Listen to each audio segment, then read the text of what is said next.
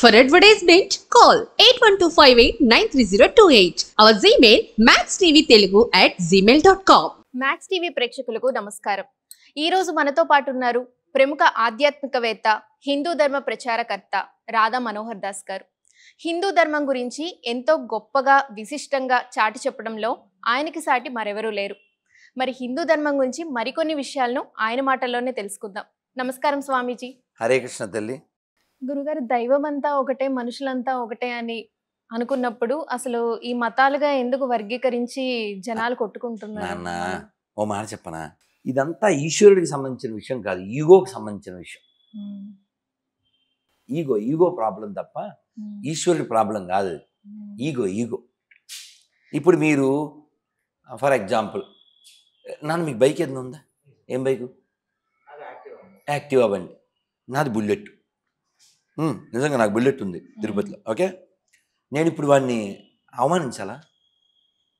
ఛీ, ఏం కుర్రాడివి, after all Activa వాడతావా, ఆడంగి తిట్టాలి ఇప్పుడు వాడిని? తప్పు కదా, తప్పు కదమ్మా. వాడికి నచ్చిన బండి వాడు కొనుక్కున్నాడు, వాడికి అది కంఫర్ట్. ఏదో లగేజ్ చేసుకుంటాడు, లేకపోతే పెళ్ళి అయితే వాళ్ళ ఆయన తీసుకెళ్తాడు, లేకపోతే ఫ్రెండ్స్ ముగ్గురు త్రిబుల్ ఏదో కుర్రోడు బుల్లెట్ బండి అంటే బుల్లెట్ వేసుకెళ్ళకపోతే నువ్వు వేస్ట్. దుర్మార్గం కదమ్మా. వాడిని అలా నేను ఫోర్స్ చేయకూడదు కదా. అలా వాడి బండి, వాడి ఆర్థిక పరిస్థితి, వాడు దాన్ని చూజ్ చేసుకున్నాడు కదా. అలా దేవుడి విషయంలో దేవుణ్ణి చాలా పేర్లతో పిలవచ్చు. ఫర్ ఎగ్జాంపుల్, మొన్న మా ఫ్రెండ్ వాడు ఎక్కడో యూఎస్లో ఉన్నాడు, వాడు ఫోటో పెట్టాడు మా తమ్ముడికి. వీడు ఎవడో గుర్తుపట్టరాను, ఎవరు అని పెట్టాడు. ఎవడేంట్రా సరిగా చూడన్న, బా మురళిగాడు అని పెట్టాడు. మురళి అని ఉడుకోవచ్చుగా, మురళి గౌడు ఎందుకనాలి? మరి అదే రిలేషన్ అంటే స్వతంత్రం. వాడు ఫ్రెండ్, మరి గౌడు అనకపోతే గాడ్ అంటారు ఏంటాడు ఫ్రెండ్ పట్టుకుని. ఎరా అంటేనే ప్రేమ, అవునా? సో ఇక్కడ మీరు చూడండి, రామదాసు గారు రాముణ్ణి ఎవడబ్బా సొమ్మ అనేసాడా పాటలో ఉంటుంది, విన్నారు కదా మీరు? ఎవరబ్బా సొమ్మని అనేసాడా? అనొచ్చా? మరి తుకారాం గారేమో ఉన్నావా అసలు ఉన్నావా అనేసాడా? దీన్ని నిందాస్తుది అంటారు. మీరు చిన్న పుస్తకం అమ్మ, ఒక 30 రూపాయలు 40 రూపాయలు పుస్తకం, పేరు నరసింహ శతకం. ఇవాళ మార్నింగ్ కూడా మేము చదువుకున్నా. అందులో ఆయన ఏమంటాడు తెలుసా? శేషప్ప కవి గారు, స్వామి నేను అన్నవరం వెళ్తే నాకు అన్నం దొరుకుద్ది, తిరుపతి వెళ్తే నాకు వసతి ఉంటుంది, శ్రీరంగం వెళ్తే నాకు గౌరవం ఉంటుంది, అయినా నేను అక్కడికి వెళ్లకుండా నీ దగ్గరే పడి ఉన్నాను. దిక్కులేక అనుకుంటున్నావా? నువ్వు నీ శంఖం, నీ గద, నువ్వు కుదువు పెట్టేనా, కుదువు అంటే ఏంటి? తాకట్టు పెట్టానా సరే నన్ను పోషించు. ఏంటండి ఇది? ఎక్కడ భక్తి ఉందా అనుకుంటాం మనం, అది కూడా భక్తే. అంటే స్వతంత్రం. భగవంతుడి పట్ల ఆయనకు ఉండే ప్రేమ వలన అలా మాట్లాడతాడు. అన్న తిరుపతి పోయినా నాకు అన్నమ దొరకదా, శ్రీరంగం వెళ్ళినా నాకు వసతి దొరకదా, ఇంతమందిని కాదని, నీ క్షేత్రాలు కాదని నిన్నే ఎందుకు నమ్మాను, కాబట్టి నువ్వు తాకట్టు పెట్టినా సరే నన్ను పోషించు. అంటే ఏంటి? నీవే తప్ప హేపరం బెరుగను అని దాని అర్థం, శరణాగతి. బట్ వాళ్ళు ఆ ప్రేమతో అలా మాట్లాడారు.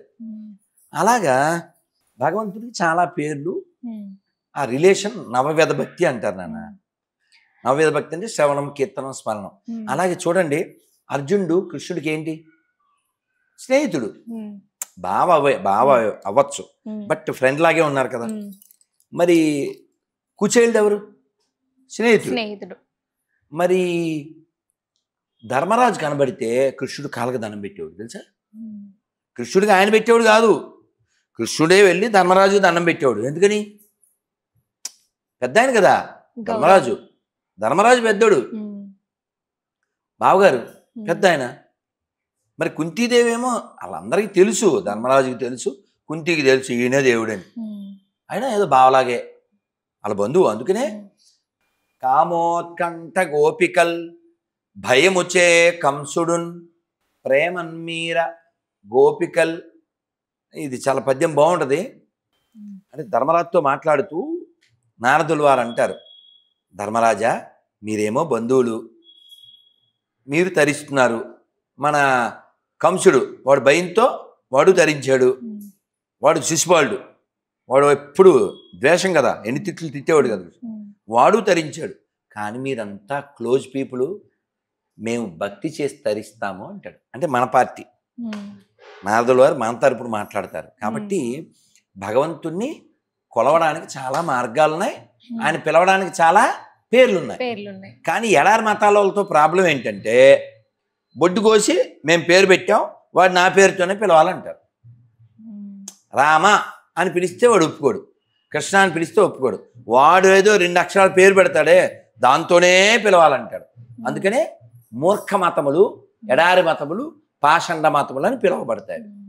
గురుగారు, ఖురాను, బైబిల్, భగవద్గీత అలాగే ప్రతి ఒక్క మతానికి ఒక పవిత్ర గ్రంథంగా మనం భావిస్తాము. అన్నిట్లోనూ అంటే మనం చూసుకుంటే అహింస, అబద్ధాలు ఆడడం, ఏదైనా సరే అహింస చేయకూడదు అనేది ఆ గ్రంథం. అమ్మో అమ్మో అమ్మో అమ్మో పచ్చి అబద్ధం. నువ్వు కూడా మామూలుగా ఇప్పుడు నువ్వు ఒక్కదాన్ని కాదులేనా, అందరూ నిన్న మొన్న ఎవరో. కాదు స్వామీజీ, మీరు ఎందుకు ఏకీభవించరు అన్ని మతాలు? అబద్ధం కాబట్టి అబద్ధాన్ని ఎలా ఏకీపిస్తాం? కేసీఆర్ తెలంగాణ సీఎం ఎప్పుడు? 6 నెలల ముందు, ఇప్పుడు కాదు. ఇప్పుడు కూడా నువ్వు కేసీఆర్ సీఎం అంటే you are not in updated. అట్లా అంటే మనకి సాయిబాబా కూడా చూసుకుంటే మతాల గురించి హిందూ ముస్లిం ఒకటే, దేవుడు ఈశ్వరుడు ఇవన్నీ పచ్చి అబద్ధాలనా?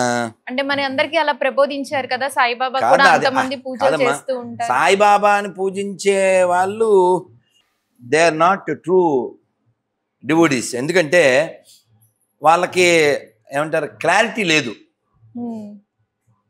మీరు సినిమా చూశారుగా సాయిబాబా మహత్యం, నువ్వు పుట్ట ముందు వచ్చిందిలే, షిరిడి సాయిబాబా మహత్యం, అల్లా సాయి, ఏసు సాయి, ఇవన్నీ పాడతారు కదా. పచ్చి అబద్ధం అది. ఏంటండి బాబు ఇలా మాట్లాడతారు ఏంటి మీరు అను. చెప్తా కారణం చెప్తా. ఇప్పుడు సాయిబాబాలో రాముణ్ణి వీళ్ళు ఫోన్ చేసామనుకో, ఒక మాస్టర్ అన్నారు మాకు విజయవాడ దగ్గర, ఫోన్ చేస్తే సాయిరామ్ అంటాడు. అంటే మీరు ఆ సంకలనం చేయకండి సార్, మీకు దండం పెడతాను. ఎక్కడ శ్రీరామ ఉంది, రఘురామ ఉంది, Sitarama, Janakirama, Ayodhya Rama, Dasharatha Rama, Kaushal Rama, but no Sairama. Please sir, don't make spoil. మనకి అన్ని గుళ్ళల్లో సాయిరామ్ అనేది ఉంటుంది కదా. అంటిచ్చారు దరిద్రం. రీమిక్స్. ఇప్పుడు రామ అర్థం అడుగు, గంట సేపు మాట్లాడతా. సాయి అర్థం అడుగు, పోనీ ఎవరన్నా ఫోన్ చేద్దాం. హలో ప్రతాప్ గారు, బాగున్నారా? Praise the lord sir. భోజనం అయిందా sir? Jai Shriram sir. Jai Shriram sir. Praise the lord sir. Jai Shriram sir. ఎందుకంటారు ఎందుకు ఇవన్నీ మనకి? అసలు ఏం వద్దంటారా? కాదు సార్, చచ్చి నేనేమన్నా సార్, నేను ప్రైజ్ ద లార్డ్ చెప్పాను, మీరు ప్రైజ్ ద లార్డ్ చెప్పారు, నేను జై శ్రీరామ్ చెప్పాను, మీరు చెప్పలేదు. చెప్పనండి. అందుకని గొర్రెలు అనేది సార్. వీళ్ళు క్వశ్చన్ అడిగారు సార్ ఇంటర్వ్యూలో ఉన్నా, వీళ్ళు గొర్రెలు ఎందుకు అంటారు సార్. మీ నాన్నగారి పేరేంటి సార్? వద్దు సార్ మళ్ళీ సార్ మీ నాన్న పేరు చెప్పండి సార్. సార్ మీ నాన్న పేరు? మా నాన్న పేరు అబ్రహాం. అబ్రహం గారు అబ్బాయి ప్రతాప అండి? అవును సార్. మీ అమ్మగారి పేరు సార్? శారమ్మ. సార్ మీరు ఎన్నాళ్ళ నుంచి క్రైస్తవులుగా ఉన్నారు సార్? By birthday. అచ్చా, మీకు బాప్టిజం అయిందా సార్? అయింది. ఎప్పుడు సార్? ఎప్పుడో తీసుకున్నాం. చాలా అంటే అలా కాదు సార్, ఎందుకు అడిగా అంటే మీరు బైబిల్ మొత్తం చదివారా సార్? చదువుతున్నానండి. అచ్చా, మీకు వయసు ఎంత ఉండదు సార్? నాకు ఒక 42 ఉంటాయి. అమ్మో, 42 ఇయర్స్ వచ్చినాయి, 1000 పేజీలు బైబిల్ ఇంకా అవ్వలేదా సార్? పూర్తి చేశారండి sir, please sir. Good night sir. ముష్టి 1000 పేజీలు ఉంటుంది అది, ముష్టి 1000 పేజీలు. ఇంకో జోక్ చెప్పరా? అబ్రహం శారమ్మ అని అడుగు, ఉత్తుత్తిదే. అబ్రహం శారమ్మ కొడుకు ప్రతాప్ అని పేరు ఎందుకు ఉంటుంది? ఏ మానియాలో డొమానియాలో ఉండాలి కానీ, ఉత్తుత్తిదే. అంటే మత మార్పిడి జరిగిందంట. లేకపోతే ఎవడ పుట్టాడు? బ్రిటిష్ వాళ్ళు పుట్టాడు ఏంటి? అందరూ మన పుట్టిన వాళ్ళే. ఏంటో పిచ్చోళ్ళు. సరే. గొర్రె మెదడంతే గొర్రె బతుకంతే మనకి ఇన్ని దేవుళ్ళు మెదడున్న వారెవరు గొర్రె కాదంతే ఆ తల్లి. మనకి ఇన్ని దేవుళ్ళు ఇంత భగవద్గీత కానీ నువ్వు ఇన్ని- అబద్ధం ఆడావు కదా ఇందాక ఉండు. నువ్వు అసలు సాయిబాబా విషయంలో కాదు, 3 మత గ్రంథాలు అబద్ధం ఆడేవా నువ్వు? అంటే దేంట్లోనైనా హింస అనేది నువ్వు అలా ఉండదు. ఊహిస్తే నేను ఒప్పుకోను. ఉమ్. ఇప్పుడు తెలంగాణ సీఎం ఎవరు? నీకు నచ్చినా నచ్చకపోయినా ఎవరున్నారో వాళ్ళ పేరు చెప్పాలి, రేవంత్ రెడ్డి. అంతే కదా. నీకు నచ్చినా నచ్చకపోయినా ఏపీ సీఎం ఎవరంటే ఆయన పేరు చెప్పాలి. నాకు ఎన్టీఆర్ ఇష్టం, ఎన్టీఆర్ పేరు చెప్తాను, మరి చెన్నారెడ్డి పేరు చెప్తాను అంటే ఎలా కుదిరి ఉమ్. అని నిజం మాట్లాడదాం. బైబిల్ చదువు. చదవలేవు నువ్వు. చదువు కాదు, చదవలేవు. మగోళ్ళు కూడా చదవలేరు తెలుసా. ఆడోళ్ళు కదా, మగోళ్ళు చదవలేరు. ఈ కాంట్ అట్టర్ అలాంటి పదాలు అన్నీ ఉంటాయి. ఉమ్. పబ్లిక్లో చదవలేము తెలుసా.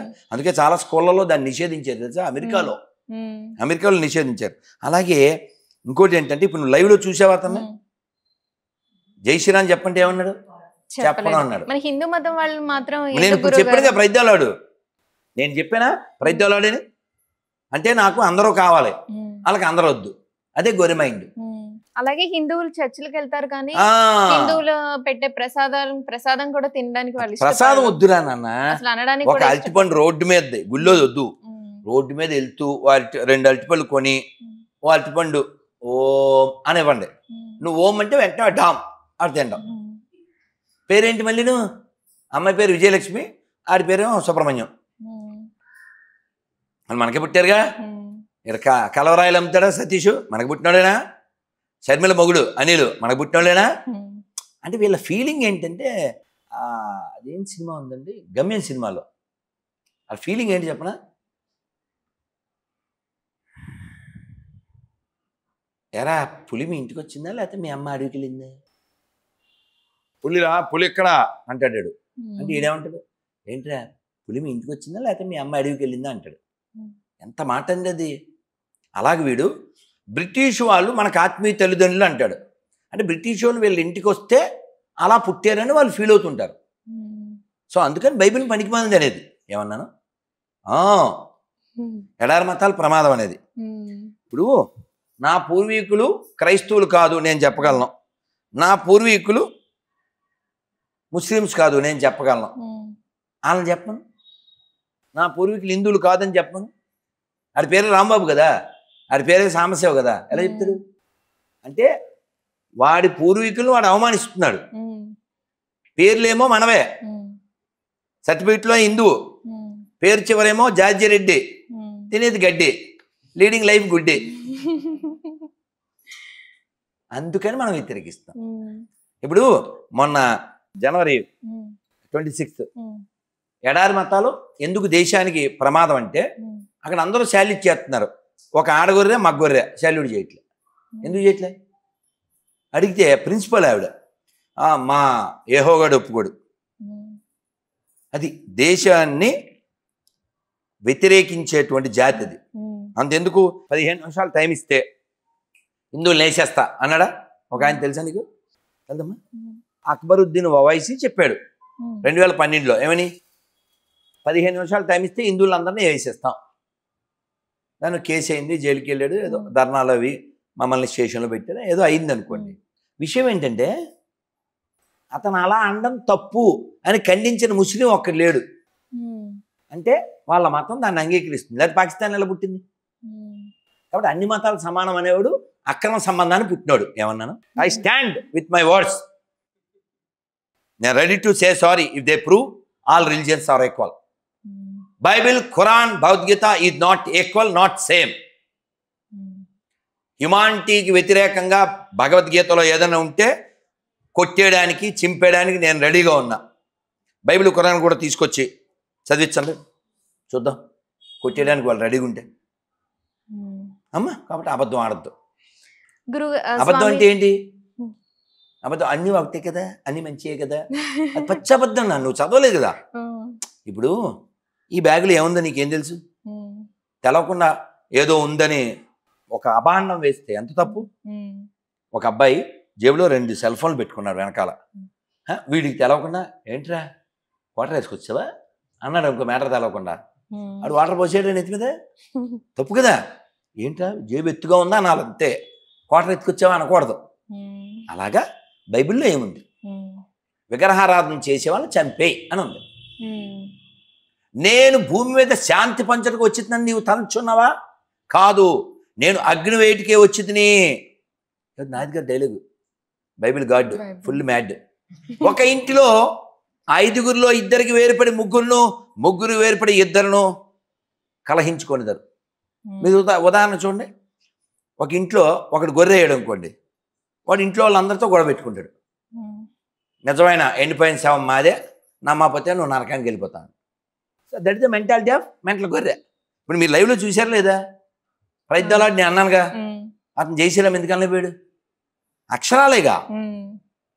కనీసం నోటితో అనడానికి కూడా వాళ్ళు ఇష్టపడరు. ఎందుకు? వాళ్ళ తాత పేరు రాంబాబే. వాళ్ళ తాత పేరు రాంబాబే. ఎందుకు అనలేకపోతున్నాడు? బికాజ్ ఆఫ్ పనికిమాలిన బైబిల్. ఆ మనిషిని అలా దిగజారుస్తుంది. అందుకని ఆ దిగజార్చేటువంటి మత గ్రంథాలు, మానవత్వం లేని మత గ్రంథాల నుంచి మన ప్రపంచాన్ని మనం కాపాడుకోవాలి, మన దేశాన్ని మనం కాపాడుకోవాలి.